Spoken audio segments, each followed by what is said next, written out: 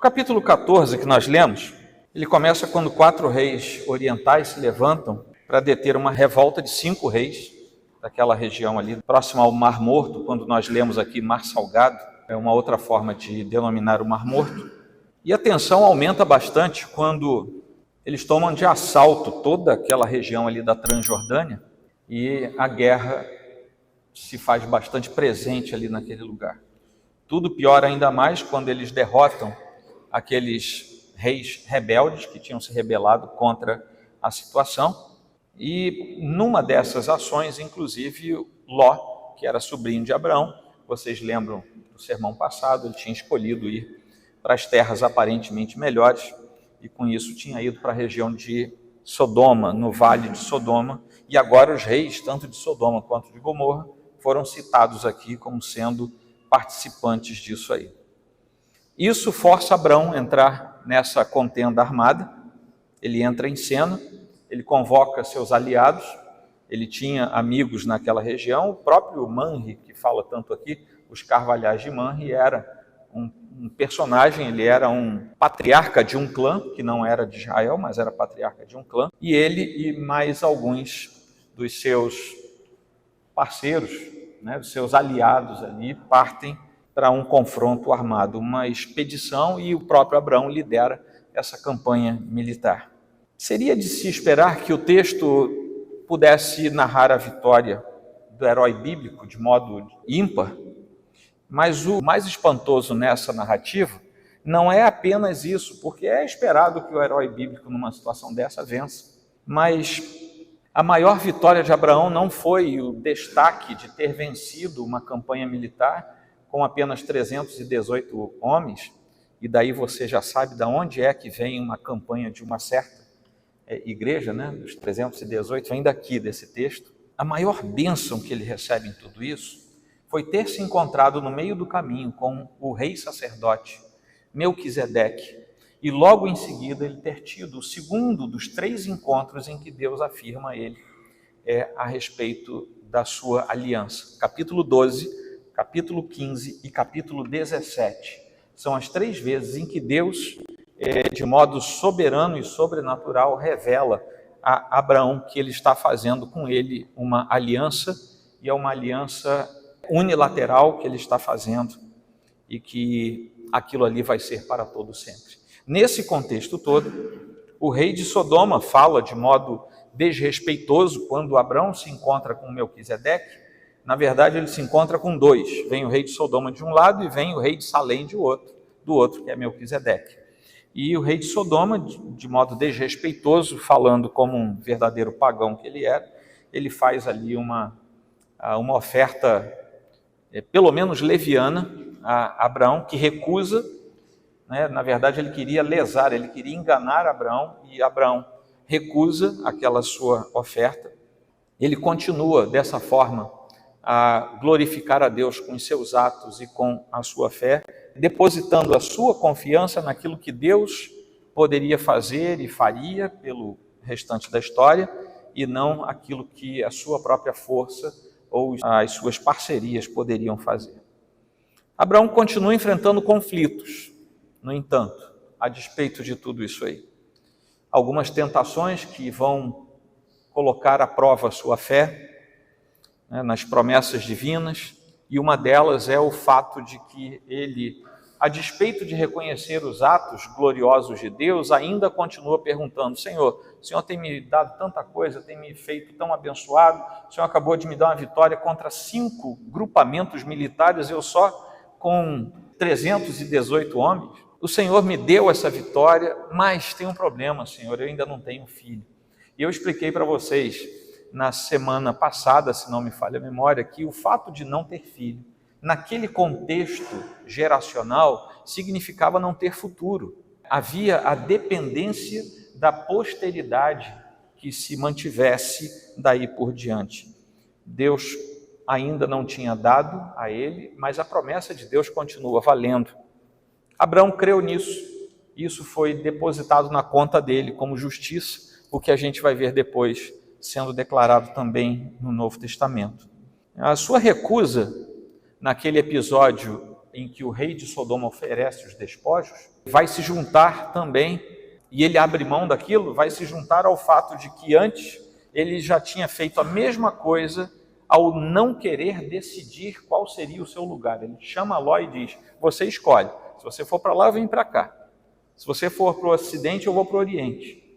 E era direito dele, ele abre mão, Ló escolhe e não dá certo. Abraão é abençoado por Deus, mesmo sendo seu direito de escolher.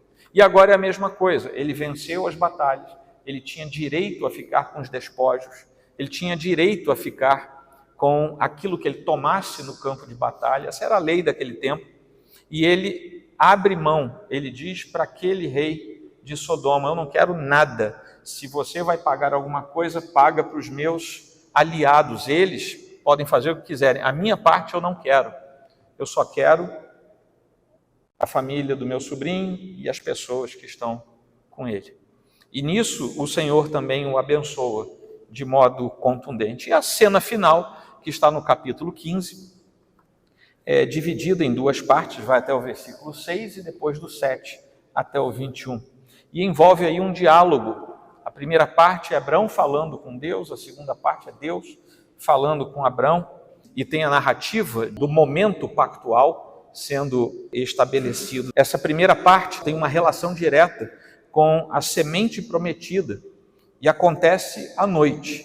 Está lá no versículo 5.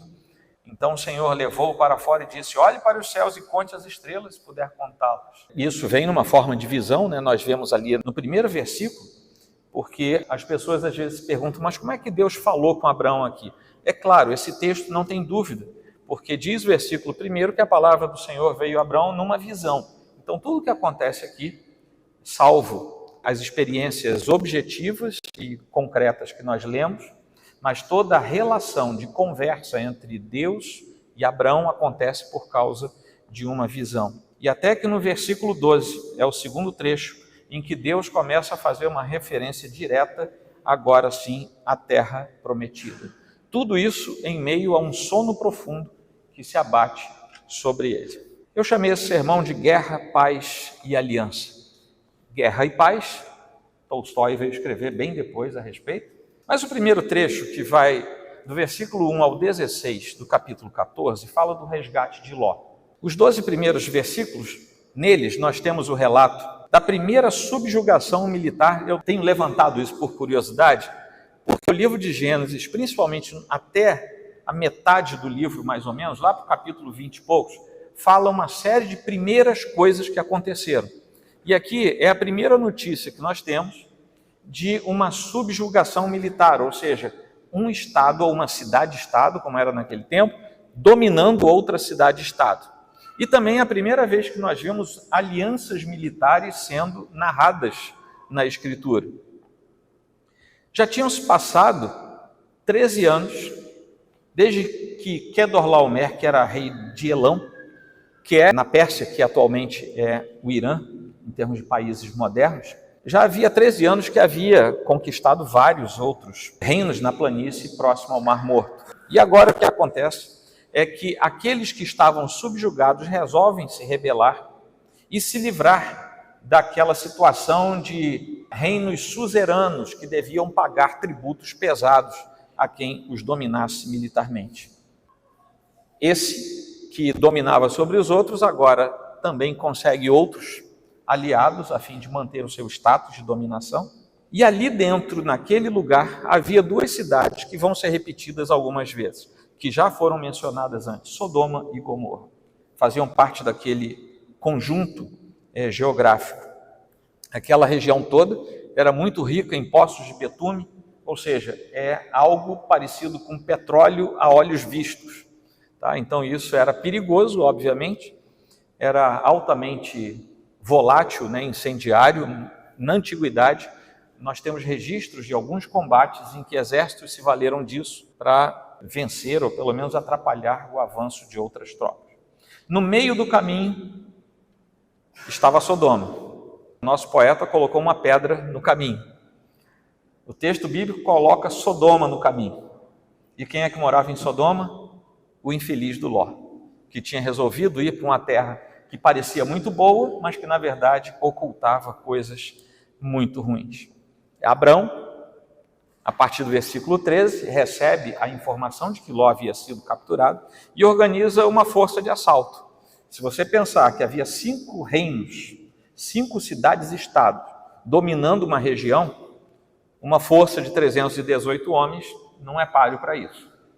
Então aqui nós temos uma narrativa de uma vitória militar de quem tecnicamente teria quase inviabilidade de vitória. Mas Deus deu a vitória a eles, pelos propósitos que estavam da parte de Deus ali. Ele vai em direção ao norte, alcança aqueles reis, luta com eles e vence. Venceu perto de Damasco. E eu estou fazendo questão de citar as cidades, porque nós estávamos no Irã. Lembra do mapa ali? Você lembra bem? Estávamos no Irã, agora estamos ao norte da Síria. E com isso eu quero dizer para vocês que se você pegar um atlas bíblico bem detalhado, e você vai ver assim, o fulano de Elão, o não sei o que da onde, são cidades-estado muito afastadas uma das outras. Vêm desde o Golfo Pérsico até próximo do Egito, num tempo em que o transporte era basicamente feito a pé. Então, todo esse conjunto de ações militares não é uma coisa, porque nós lemos um versículo atrás do outro, parece que aconteceu assim. Isso é algo que acontece com esforço, com um grande esforço despendido por parte de todos aqueles. Quando Abraão sai atrás daqueles, ele também vai para bem longe e os alcança lá ao norte, lá em Damasco, a capital da Síria, que está sendo bombardeada aí há não sei quantos anos, é ali mesmo. Estamos falando de algo perto de 4.500, 5.000 anos atrás. Então vocês vejam que Damasco é uma cidade bem antiga. E lá ele os alcança. Desde o momento da separação, Ló vai encarnar o típico crente apóstata. Crente apóstata é aquele que, sabendo a verdade, sabendo o que é melhor, sabendo qual é a vontade de Deus, resolve fazer a sua própria vontade. Quando Ló olha para o vale verde e não quer saber qual é a direção do Senhor, ele ali se torna um apóstata. E para confirmar a sua apostasia, é só ver o resto da sua vida. É só ver os povos que vieram dele. É só ver o que aconteceu com a sua própria casa. E ele se distancia cada vez mais do alvo que é o Senhor. E ele vai se distanciando. Agora vem um problema sério que eu vou repetir lá, quando eu chegar nas nossas conclusões. O problema é que aqueles que abandonam a fé, não raras vezes, arranjam problemas, não só para si mesmos, como para quem está perto deles. Deu para ouvir? Deu para entender? Quem abandona a fé, via de regra, arranja problema para si mesmo e para todo mundo que está perto. Um pai que abandona a fé, ele arrasta, se não arrasta a alma das pessoas, arrasta a felicidade e a alegria das pessoas. Um marido que apostata é alguém que tira o brilho da sua casa. A mulher que apostata perde o conceito bíblico de ser sábia e que constrói a sua casa e se torna uma destruidora do seu lar. Com Ló não foi diferente. Ele arranjou confusão para ele, para sua família, e agora arranjou confusão para o coitado do Abraão, que estava lá do lado dele, lá do outro lado, feliz da vida, cuidando do seu rebanho e das suas tendas. Teve que largar tudo para ir atrás dele, se envolvendo numa batalha, a ponto de morrer, graças a Deus, o Senhor o poupou. Abraão libertou, nessa ocasião, Ló, usando a espada. Mais tarde, ele vai libertar Ló novamente, não mais usando a espada, mas usando a oração. Ló atrapalhou a vida de Abraão, porque resolveu sair do caminho do Senhor. Atrapalhou a agenda de Abraão. Abraão teve que pegar em armas. Abraão teve que gastar tempo quase que contendendo em oração com o Senhor. Mas Senhor, e se ainda? Mas Senhor, e se ainda? Então, se você pensa em abandonar o Senhor, se você não quiser fazer pelo bem da sua alma, permaneça firme, pelo menos para não atrapalhar a vida dos outros. Quando chegamos ao versículo 17, indo até o 24, nós temos agora o fator escolha. Todo mundo aqui faz escolhas. Todo mundo aqui tem escolhas a fazer. E toda escolha deixa uma consequência para a nossa vida. Toda. Algumas escolhas podem ser boas. Algumas escolhas, por serem boas, saudáveis, inclusive diante do Senhor, vão deixar bons frutos, boas raízes, boas marcas, inclusive em quem está perto da gente.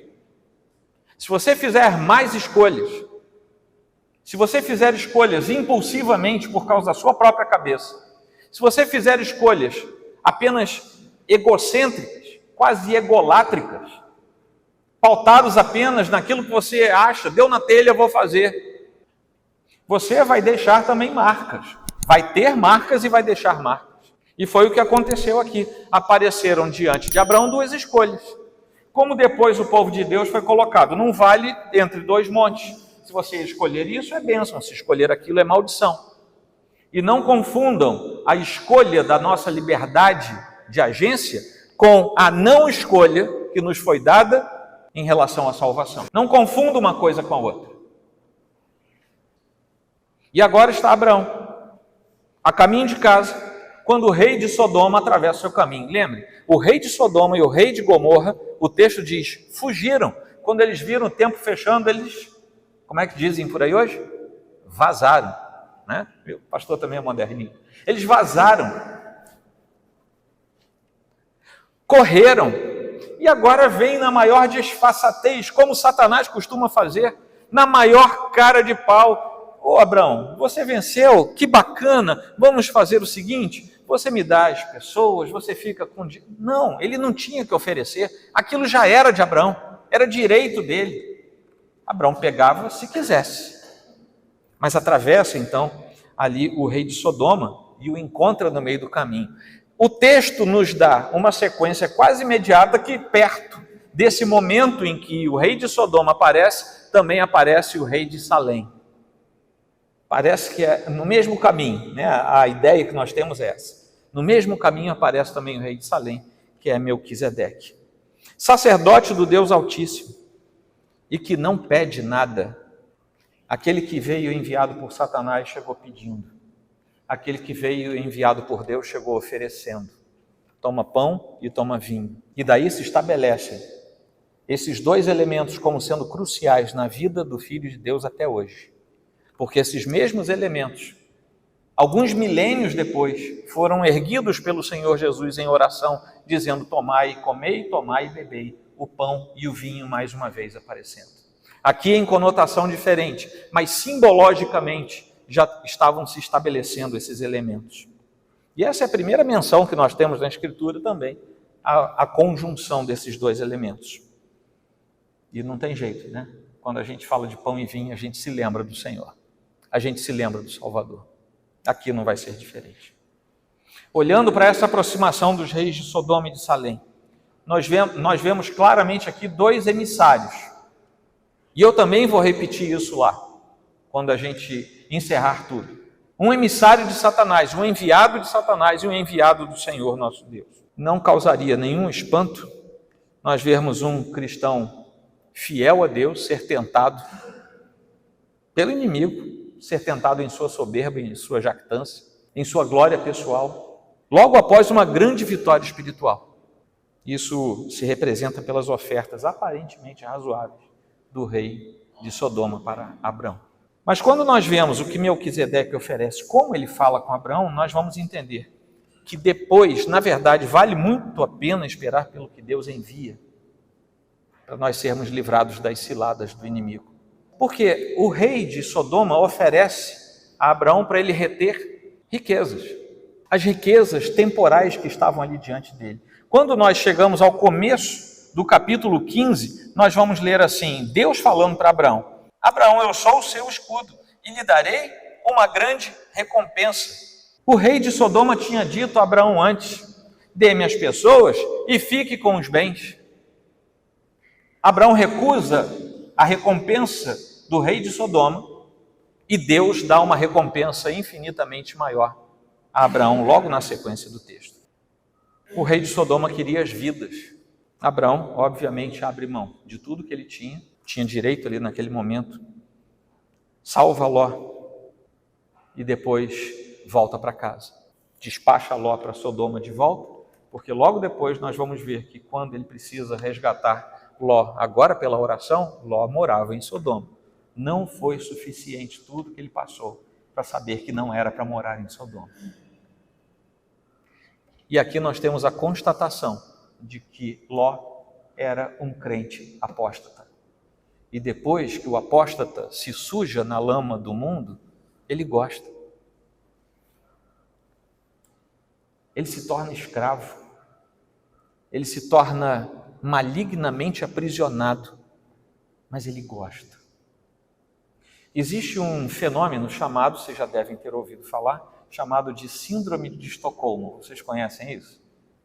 O que é a Síndrome de Estocolmo? Houve um sequestro, obviamente tudo aconteceu em Estocolmo, e houve um detalhe que quando resgataram a moça, era filha de um magnata, quando a resgataram, ela na verdade estava defendendo o seu sequestrador e tinha desenvolvido um grande apego pelo sequestrador.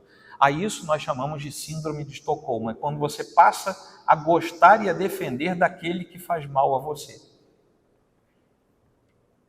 E aquele que sai do caminho do Senhor e vai para o mundo, ele é aprisionado por Satanás e ele cria uma síndrome de Estocolmo com o mundo e com o pecado, obviamente também com o próprio Satanás. Ele gosta, ele passa a gostar das coisas, ele defende a sujeira, ele defende os ardis de Satanás, ele acusa a igreja. Qualquer pessoa com a qual você se encontre, normalmente vai acusar a igreja pelo seu insucesso espiritual. Não é verdade? Por que você não vai? Na igreja só tem hipócrita, fariseu. E ele? É um Ló. Foi para Sodoma, com olho grande, no vale verde de Sodoma. Já foi sequestrado, já foi levado prisioneiro e volta para morar em Sodoma. Terceiro ponto. O Senhor estabelece uma eterna aliança, que agora estamos no capítulo 15. Lá no versículo 1, nós vemos como Deus já tinha feito tantas conexões aqui nesse texto, ao inspirar o autor sagrado. Nós vemos que o versículo primeiro está intimamente ligado à última parte do capítulo 14. É uma conexão literária natural aqui. Por isso é que começa assim: depois destes acontecimentos. Que acontecimentos são esses? Tudo que aconteceu no capítulo 14. E agora ele entra no capítulo 15. E a partir do versículo 2 até o 6, Abraão olha para o Senhor e diz: Senhor, muito obrigado. O Senhor me deu vitória quando não era natural que eu vencesse. O Senhor livrou meu sobrinho. Vamos imaginar aqui a oração de Abraão: o Senhor livrou meu sobrinho, ninguém morreu, a família foi toda livrada. Graças a Deus a gente recuperou até os bens. Pegaram o ladrão e ainda pegaram as coisas de volta. Graças ao Senhor estamos bem. Mas tem uma coisa, Senhor, eu ainda não tenho filhos. E eu acho, pela lei daquele tempo, seria assim, eu acho que o meu servo mais fiel, aquele mais antigo, é quem vai dar sequência à minha família. Mas a promessa de Deus não era que Abraão apenas teria um filho, é que ele teria um filho e que esse filho seria pai de numerosas pessoas, a tal ponto que toda a descendência de Abraão se tornaria um povo, uma nação. Essa era a promessa de Deus. E Deus permite que Abraão agora tenha acabado de participar de algo que para ele era estonteantemente impossível. Como é que eu vou para a guerra com outras 317 pessoas e a gente vence uma parceria, uma aliança de reinos militarmente bem-sucedidos? E naquele momento, Abraão começa a entender algo que ele não tinha entendido até ali de forma clara. Embora ele cresça no Senhor com todo o seu coração, ele agora começa a entender que no caminho do Senhor, na maioria das vezes, nós vivemos coisas que não seriam naturais e que Deus age sobre nós de modo extraordinário, em vezes muito mais comuns do que nós pensamos.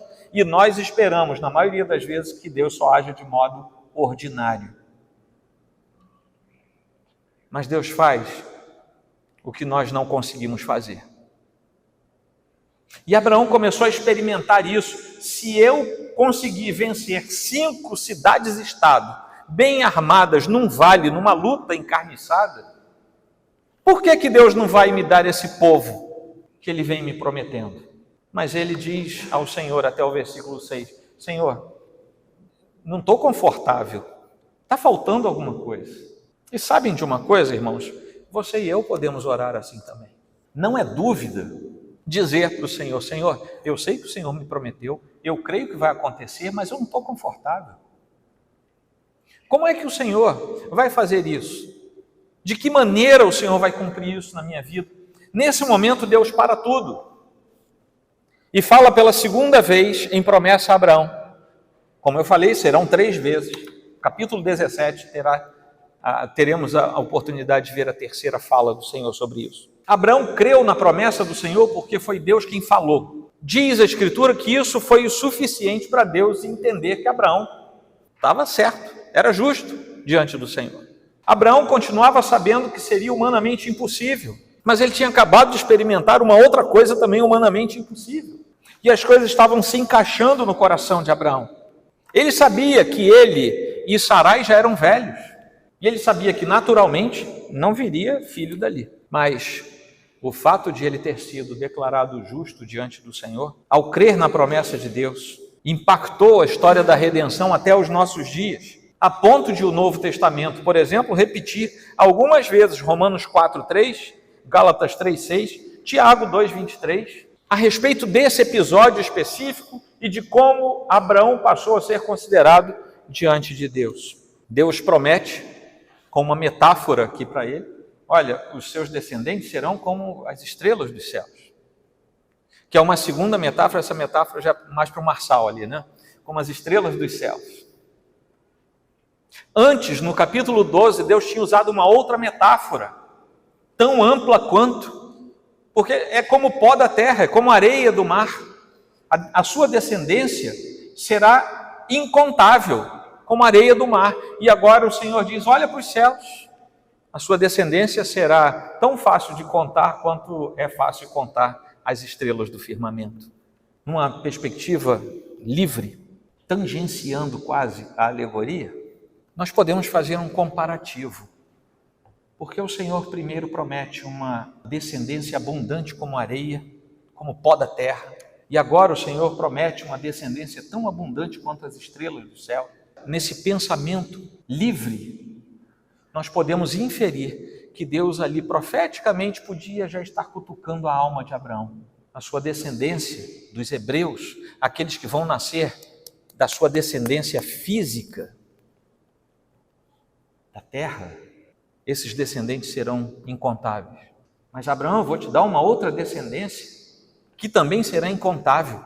Essa não vem da terra, essa vem do céu. São as estrelas.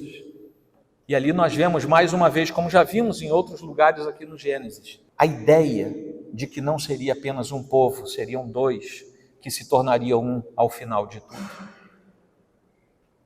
Para confirmar a promessa de um filho e a posse de uma terra, a primeira parte até o versículo 6 está falando da promessa do filho. A segunda parte do capítulo 15, do 7, até o final, praticamente pulando alguns versículos, está falando da terra, da posse da terra. Essa aliança de Deus era incondicional. Não dependia de circunstâncias externas. Era Deus quem estava dando e isso era suficiente. Amém?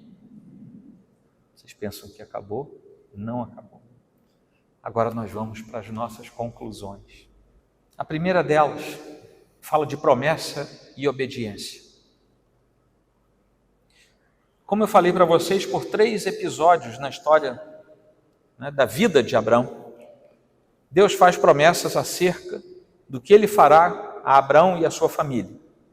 Como eu falei para vocês, capítulo 12, agora no capítulo 15, depois no capítulo 17. Essa segunda vez que está aqui, que nós lemos hoje, no capítulo 15, e aquela promessa que se segue, são de uma incrível certeza que é colocada no coração de Abraão, algo que é dado por Deus para que ele entenda a respeito dos seus descendentes.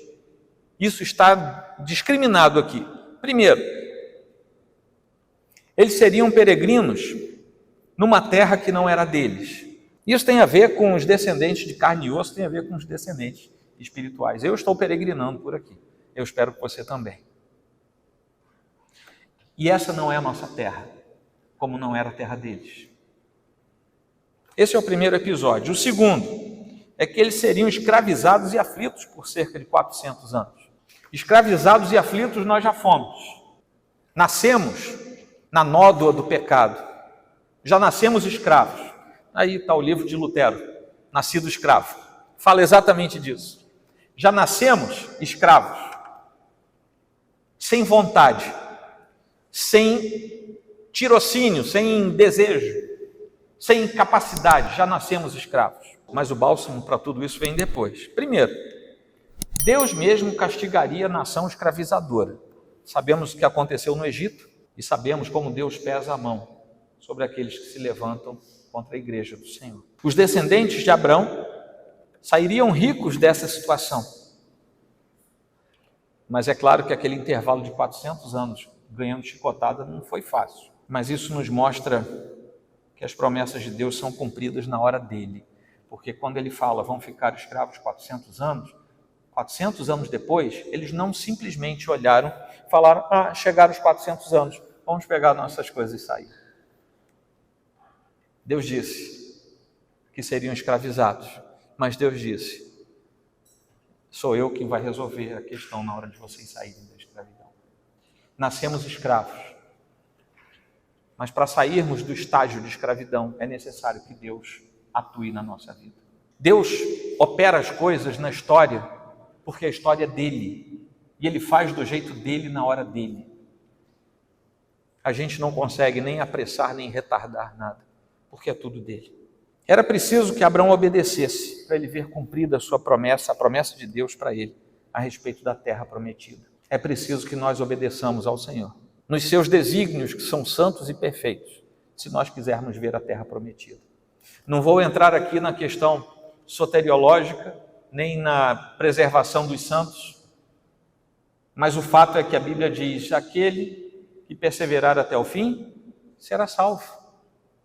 Você está de pé, cuidado para que não caia. Não é a Bíblia que diz? Quando Abraão estava com 99 anos, lá no capítulo 17, nós vamos ver isso daqui a alguns dias, Deus dá outro passo importante na vida dele. E o que nós temos que ver na nossa vida, aprendendo aqui com Abraão, é que todas as alianças exigem uma fé que é obediente. E com Deus não é diferente disso. É essencial que num relacionamento haja respeito e obediência.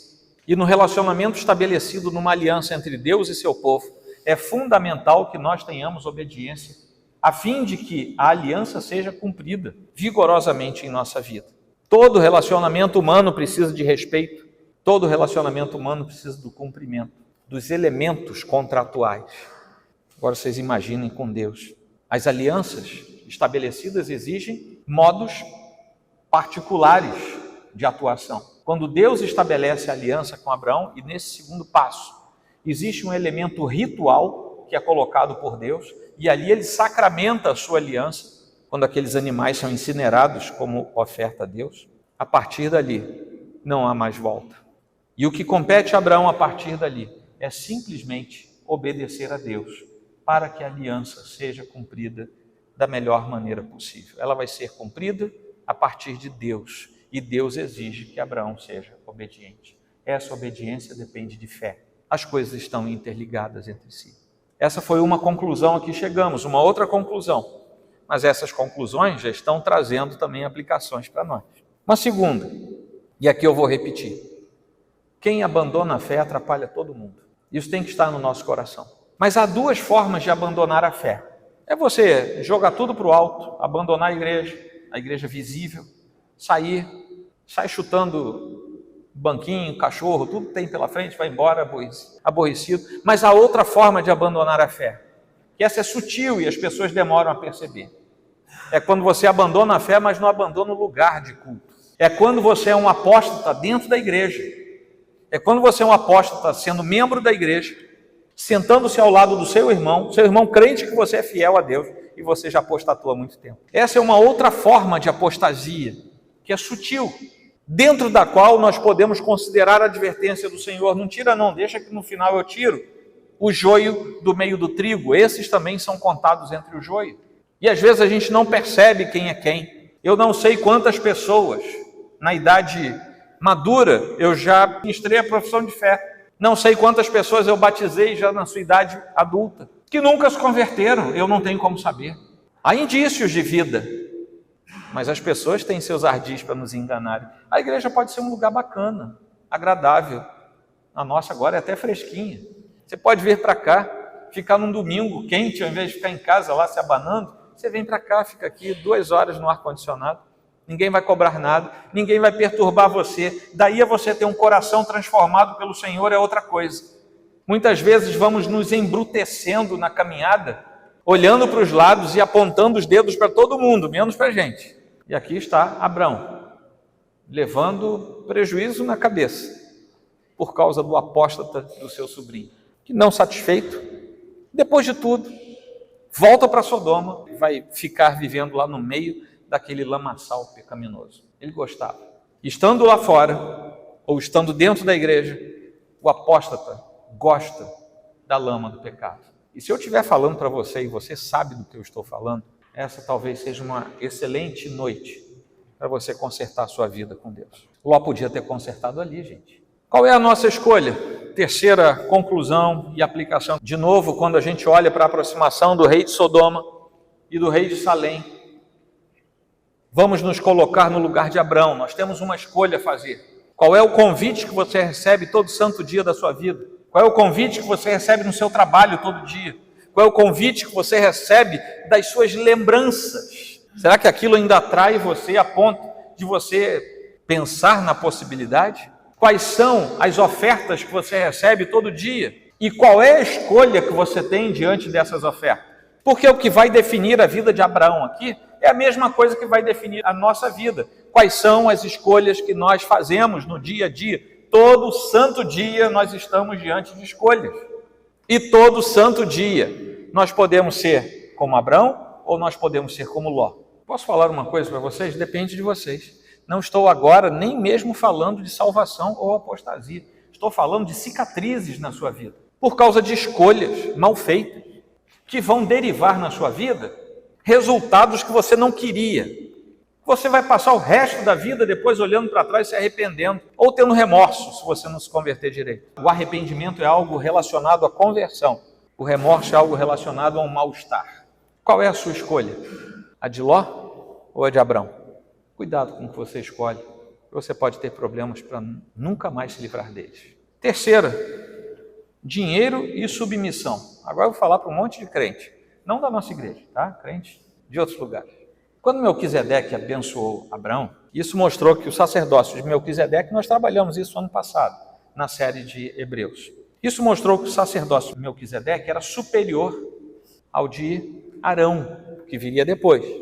Arão ainda não era vivo aqui. Por quê, gente? Porque aquele que abençoa é superior ao que é abençoado. Aí hoje vai cair a ficha na sua cabeça. Por que você pede para o pastor viver abençoando você? Eu digo, mas meu irmão, eu sou igual a vocês. Eu não posso ter uma palavra minha de bênção. Eu posso pedir a bênção do Senhor para você, mas eu não posso botar a mão na sua cabeça e dizer, eu te abençoo. Por quê? Eu não sou superior a você. Deu para entender por que eu não posso fazer isso? Porque eu não sou superior, eu sou igual a você. Isso de Melquisedeque ser superior a Arão se comprova pelo fato de Abrão ter pagado o dízimo diretamente a Melquisedeque, porque o menor sempre paga ao maior. Aquele que é abençoado se dirige a quem abençoa. É por isso que nós nos dirigimos ao Senhor, que é o único que nos abençoa, nosso Deus. Abraão não lutou com seus próprios instintos. Ele chegou diante de Melquisedeque e pagou. Por que ele fez isso? Porque ele entendeu que o menor devota o que é e o que tem ao maior. É por isso que o Senhor nos chama a também, como Abraão em relação a Melquisedeque, a também sermos fiéis nas nossas contribuições. Quando nós retemos em nós, em nossa vida, em nossos bolsos, aquilo que não é nosso, e nós sabemos que não é nosso, nós estamos dando um recado para Deus. Eu não vou te dar nada porque o Senhor não é maior do que eu. Se eu soubesse que Deus é maior do que eu, e se eu cresce nisso, eu ia fazer como Abraão. Deu para entender a lógica disso? Então você já sabe qual é a aplicação disso, né? Se você até hoje acha que Deus é seu coleguinha, é igual a você, tire isso da sua cabeça. porque enquanto isso estiver no seu coração, você está igual Ló, você não está igual Abrão. É uma escolha, mais uma escolha. Mais uma, conclusão a que nós chegamos e aplicação. Tem uma relação direta com a vista e a fé. Essa é a penúltima. Abrão ouve as notícias de 4 reis atacando e dominando tudo, inclusive fazendo muito mal a parte da sua família, representada por Ló, que morava lá em Sodoma. Mas ele não se encolhe, ele não fica encolhido com medo diante daqueles reis que até então eram vitoriosos. Vejam bem, aqueles reis não estavam atacando o lugar em que Abrão morava. Eles não estavam em Manre. Eles estavam em outro lugar e Abrão podia ter falado: miserável do Ló, escolheu ir para lá, ele que se vire agora. A gente não ia falar um negócio parecido com esse? Eu vou lá arranjar confusão com aqueles sujeitos armados até os dentes, mas não vou mesmo. Quem mandou ele para lá? Ele que se vire agora. Não é assim que a gente faz? Ou só eu que sou pecador nessa igreja? Não é assim, gente? Mas ele não se encolheu. E de forma pouco natural, pouco racional, sob o ponto de vista humano, ele se arrisca, faz uma pequena liga, uma pequena parceria ali com uma força expedicionária ali que ele monta e vence uma liga militar muito mais forte do que ele tinha em mãos à sua disposição. Essa força militar que ele vence tinha acabado de vencer outros reis. E ele vai lá, ele e mais 318 ao todo, venceram. Mas não venceram apenas por seu vigor militar. O texto descreve uma certa estratégia, mas não venceram por causa disso. Venceram com base em sua fé. E aqui tem um dado curioso. O apóstata não atrapalha todo mundo? Não falei para vocês? Vocês lembram ou não lembram? Que o apóstata atrapalha todo mundo. Lembram? Aí, o presbiteriano também fala, de vez em quando. Pois o crente verdadeiro abençoa todo mundo que está perto dele. Nenhum desses que foi junto com Abraão era filho de Deus. Nenhum. E todo mundo foi para a guerra, todo mundo voltou vivo, todo mundo voltou com dinheiro no bolso, porque ele falou para o rei de Sodoma: eu não quero nada, mas eles, cada um vai pegar a sua parte. Existe uma malignidade em trair Deus, e isso perturba todo mundo. Existe um fator de bênção para aquele que é fiel a Deus. Quem trai Deus perturba tudo que está ao redor. Quem é fiel a Deus abençoa todo mundo que está ao redor. E é por isso que Deus já tinha falado para Abraão: é por causa da tua família que as famílias da terra vão ser abençoadas. Existe uma inversão nessa história. Última reflexão. É a justificação pela fé. Versículo 6 do capítulo 15. Abrão creu no Senhor, e isto lhe foi atribuído para justiça. Esse é o texto base fundamental para a gente entender a doutrina pela justificação pela fé.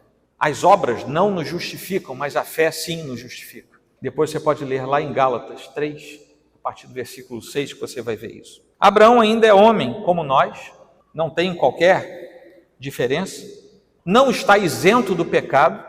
Tanto é verdade que ele já pecou aqui, já botou a mulher dele numa situação vexatória, induziu a mulher ao pecado e ainda vai fazer mais um monte de coisa errada até o final da sua vida. Ou seja, não é por ser um herói bíblico que não tem pecados, ele tem. Mas ele crê firmemente na promessa do nascimento de um herdeiro. A partir dele, que não podia mais gerar vida, ele e a sua mulher não podiam gerar vida. Eles estavam mortos, mas sendo mortos, dali veio a vida dada por Deus. Isso está lá em Romanos, capítulo 4, Hebreus, capítulo 11. Mas é curioso que lá em Neemias, capítulo 9, versículo 8, nós temos a fala de que Deus faz uma aliança com Abraão porque viu fidelidade em seu coração, como tinha feito quando ele viu Enoque e o levou para si, quando ele viu Noé e mandou que ele construísse a arca para ser salvo. Era aquilo que Deus estava vendo que mexia no coração daquele filho de Deus. Esse é o modelo da nossa fé na ressurreição de Jesus Cristo. Fé que Deus nos creditará como justiça e que vai ser o nosso salvo-conduto naquele último e bendito dia. E eu encerro com Romanos 4, 22 a 25, em que nós lemos assim: assim também, isso lhe foi atribuído para a justiça. Está falando de Abraão. E as palavras lhe foi atribuído foram escritas não somente por causa dele, mas também por nossa causa, visto que a nós igualmente nos será atribuído, a saber, a nós que cremos naquele que ressuscitou dentre os mortos, a Jesus, nosso Senhor, o qual foi entregue por causa das nossas transgressões e ressuscitou para a nossa justificação. O que o apóstolo Paulo está dizendo é o seguinte: vocês sabem que a Escritura diz que Abraão creu e isso foi considerado para a sua justiça?